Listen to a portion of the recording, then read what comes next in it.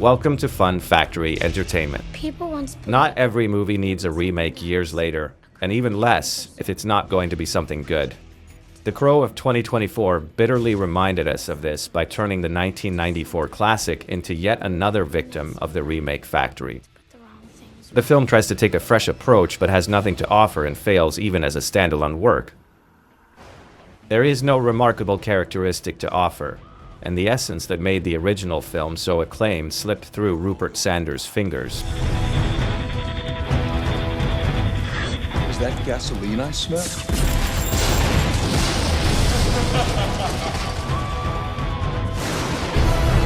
Victims, aren't we all?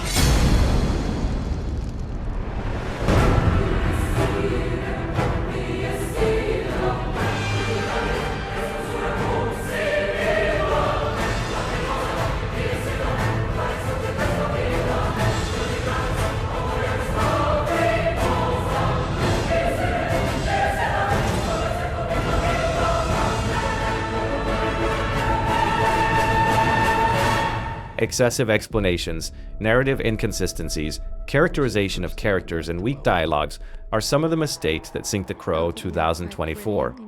It is risky to propose a new version of a classic, especially when this proposal does not recover any of the characteristics that made it so acclaimed. If you have already seen The Crow 1994, forget everything for this remake, just as the production itself seems to have done.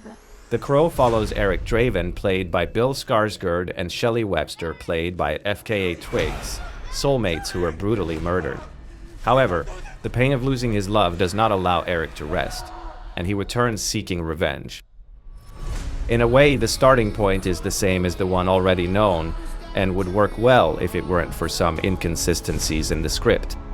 When someone dies, The film gets lost in a slow and incoherent narrative, in a failed attempt to give greater depth to the couple's relationship and a greater connection between Shelley and those responsible for her death. The young woman had several chances to escape the city, and the events at the beginning of the film seem to have not affected her as they should have. She seems trapped in a fairy tale with the man she has just met, to the point of forgetting that her life is at risk. Furthermore, the script shows how simple it is to get rid of an electronic ankle bracelet and escape from a clinic. The film seeks to deepen the couple's relationship with several scenes to convince the audience of this strong love. Running out of time. But they become tedious from the moment the connection between them becomes shallow, and at times even forced. In addition, FKA Twigs' performance leaves a lot to be desired, especially in scenes that require dramatic emotions. The main events of the film take a long time to unfold, and The Crow is almost 2 hours long. The audience is dragged through a long, uninteresting action until the scene that triggers Eric's anger when he is murdered alongside Shelley. A scene that was so eagerly awaited, although in the end it is lukewarm, lacking all the expected brutality, terror, and shock. They took so long to deliver this moment, only to deliver nothing. And this feeling is repeated frequently throughout the production. The Crow doesn't find a balance. After the murder, everything happens very quickly and, consequently, leaves points along the way, especially in relation to the killers pursued by Eric. In the 94 version, the villains are very striking, not because of the characterization itself, but because the production made sure to remind us of their faces so that we can cheer for them later when the vigilante searches for them one by one. At the climax, when Eric finally embodies the Crow, a sequence of bloody scenes between Eric, armed with a katana, and Vincent Riggs' Danny Houston bodyguards emerges. The battle, interspersed with moments from an opera, is a well-constructed idea, and at first makes you think something good is finally coming. But it all becomes tiresome shortly after because it goes on longer than it should, and it doesn't take long for us to realize that the long sequence was constructed with the intention of shocking us with the amount of blood, dots and limbs that Eric can cut or be cut, not for dramatic construction.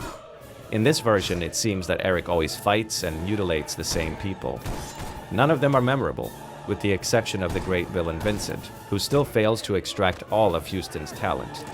After the lukewarm murder of the couple and the fight against the henchmen without much emotion, the next step is to wait for the meeting between Eric and Vincent, and how the Crow will deal with the villain's powers. The high expectations of this moment are reduced as quickly as the scene's duration. There is nothing special, and, in the end, you are left with the reaction. Is that all? Bill Skarsgård's Eric Draven is quite different from what you'd expect, but in some ways it's not necessarily bad. In 1994, Brandon Lee became an imposing figure with a thirst for revenge, but at the same time he conveyed to the audience his melancholy over the loss of his fiancée. Eric also lacks the melancholy, anguish, and morbidity caused by the loss of Shelley. The protagonist is not only different from what was expected in terms of personality, but also in terms of characterization, a point that has been criticized in the film since the trailers. The idea in 24 is something more. Modern mullet, tattoos, and a little bit of eye makeup just to give it a darker touch. However, he looks more like a modern Joker, something a bit like Jared Leto in Suicide Squad or the Laughing Jack creepypasta. Surprisingly, they even forgot to highlight all the symbolism related to the figure of the crow. The animal becomes a mere detail in the plot, when its presence should be fundamental. Overall, the script is very basic, not very entertaining, and fails to create a strong climax. There is nothing revolutionary in the new version, and it includes changes that harm the narrative and are far from exciting to the audience in terms of script, soundtrack, and photography. In conclusion, Lifeless is the best way to describe The Crow 2024. There are no striking characterizations or aesthetics. Everything seems normal, moving away from the dark aura that the film should carry and from fundamental points that make the original film so good. Sanders stuck to trying to transform The Crow into a modern vision to please another type of audience, but in the end it seems far from truly captivating any niche.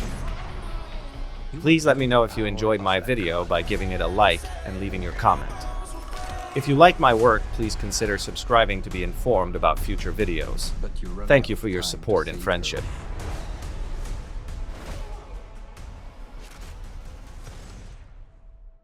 I'm gonna kill them. Every single one of them.